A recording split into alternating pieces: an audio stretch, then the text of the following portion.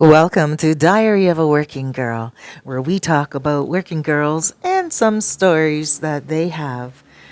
A little bit of under the cover that not everyone else knows about. Let's go. Well, I wanted to tell my story because I'm tired of the cheap men. There are a lot of cheap men out there, and they don't realize what a woman is giving up for almost free. Yes, I'm a working girl. Yes, I am the type of person that works hard and plays hard as well. So when I work hard and I give you a piece of me and I'm dedicated to you during that time, I expect you to pay me and not be cheap about it. How are you ever going to feel comfortable trying to negotiate sex? Come on now. If you're going to be a big man, a big king, a big player, then spend like a king would. Give more. Don't negotiate. So I'm not one of those women that will negotiate. But one day I did. And here I was at a bar, and it was a slow night. It was low season here in the Dominican Republic, where I live and where I'm from.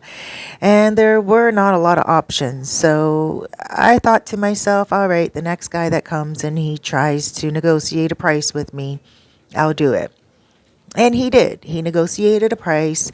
We both agreed on it. We had a couple of drinks, and he bought me a bite to eat, and it was a good meal. We were actually getting along quite good. Then we get back to his place, his Airbnb. It was okay.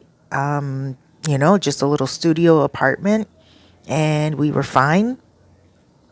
Did my thing, and I was ready to leave. He wanted me to stay a little bit longer. So I told him that I couldn't because really I couldn't. He was a nice guy and I would have stayed longer just for a couple of drinks because again it wasn't a busy time. And as long as he paid me, I would still stay and chill and chat with him for a little while. But when I told him that I had to go, he said to me, "Okay, here, let me pay you." And then he pulled out his receipt from the night before, the money he spent on my food and drinks, sat down at his kitchen table and circled what I drank and what I ate, added it up, and deducted it from the negotiated price. Can you imagine? That has never happened to me before. What I ate and what I drank came up to 1,500 pesos. That's like $30. We negotiated on $80. So he was going to give me 50, 2,500 pesos for sleeping with him. Could you imagine? I couldn't imagine for the life of me. So instead of arguing with him and fighting with him and him taking out his cellular phone and trying to video me and put it online, I said to him, "Keep your money." And he said to me, "What do you mean, keep the money?" I said, "It's okay. You know that we negotiated 80. And if this is what you're going to do now, then you're going to have to pay more later." He didn't understand what I meant by that. But my cousin works at the airport. Yes. And not only that, I had his name flagged. My cousin works right at the checkout stand, when you go in and you come out. Well, my cousin made sure that he flagged the guy. The guy was in line, and my cousin, he looked over all the people. I sent the photo of this guy to my cousin, and my cousin was waiting for him. And my cousin told one of his coworkers to go over and get that guy and bring him to his line. And this guy went into the lineup where my cousin was. And my cousin said to him, "Oh, I'm sorry. Hold on 1 second. It seems like your documents aren't correct here. You have to pay overstay fees." But my cousin was just playing with him because the guy was only here for 7 days. You don't pay overstay fees for 7 days. You pay overstay fees when you're leaving after a month or three. I really don't know. But my cousin knew. My cousin still stopped him and told him, please pull aside. My cousin took his passport and his boarding ticket, had the guy step aside out of all the lineups, served everyone getting on the flight and other flights. The guy goes up to my cousin when my cousin wasn't so busy, and he said, listen, I think I'm going to miss my flight. Can you please make sure that I don't miss my flight? And my cousin said, I'm so sorry. I don't know how to help you with that. Your documentation is not correct. You may miss your flight. The guy's like, well, what can I do? Like, I'm going to have to buy a ticket all over again. I don't have insurance or anything of that nature on this ticket. My cousin said, I'm so sorry. I don't know what to do. And then the guy said the magic words. He said, can I pay you something so you can just let me through? My cousin said, I don't know. Like, what do you mean? And he said, well, can you just give me a boarding pass? Like, you can see my ticket is legit. My passport's legit. I don't know what other information you need, but I do got to get home. I have business meetings. And my cousin said to him, okay, just give me $200 and I'll get you through. The guy's like, $200? That's like half the price of my ticket. And my cousin looked at the guy and said, look, either you pay the $200 or you pay a brand new ticket because there's nothing I can do for you right now. Now, my cousin was a little bit worried too because this is something that doesn't happen often. So don't get scared and don't be afraid. This does not happen to people often at the airport.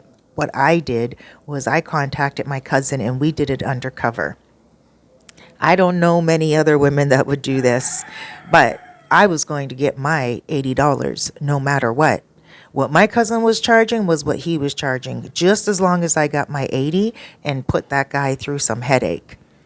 And that's what happened. The guy ended up dishing over 200 pesos, $200 to my cousin, and my cousin let him go through and he caught his flight just in time.